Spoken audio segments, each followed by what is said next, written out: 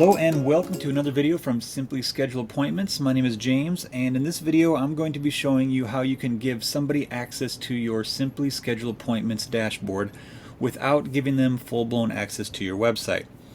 It's a good idea to have as few WordPress administrators as possible on your website because an administrator can do basically anything to your website.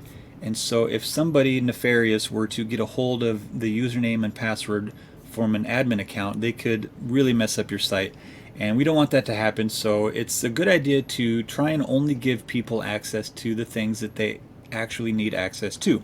So in this case, there's somebody in your company and you want to give them access to your Simply Schedule Appointments dashboard, but you don't want to give them access to the whole website. So I'm going to show you exactly how to do that, and it's pretty simple. It starts with a plugin. So let's go ahead and check out our plugins page. So the plugin you're going to be looking for is called Members, and let's just go ahead and search for the plugin so you can see what it looks like.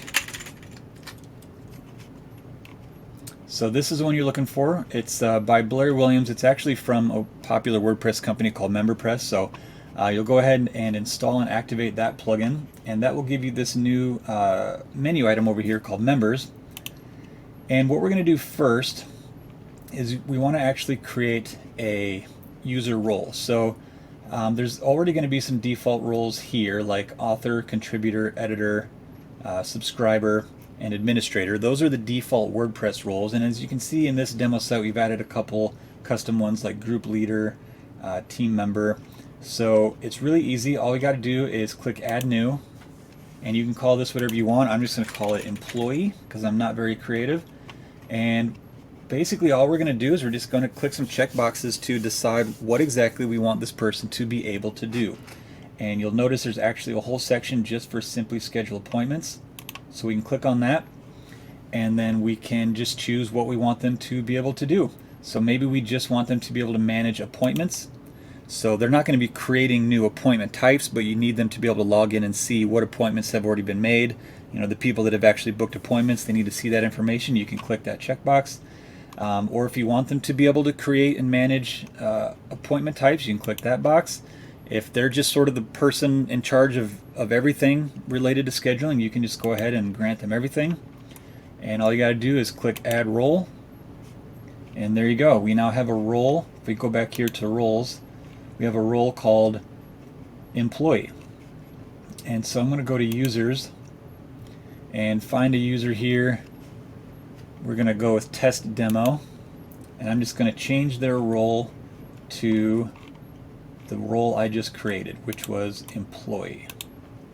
I'll click update, and I have a plugin on here that lets me switch between users so that we can kind of test this out. So I'm going to switch to this user that we just gave the role of employee, as you can see over here. And now you'll notice pretty much everything disappeared over here on the left side. The only thing that's left is I can edit my own profile, and I have access to the Simply Schedule Appointments dashboard.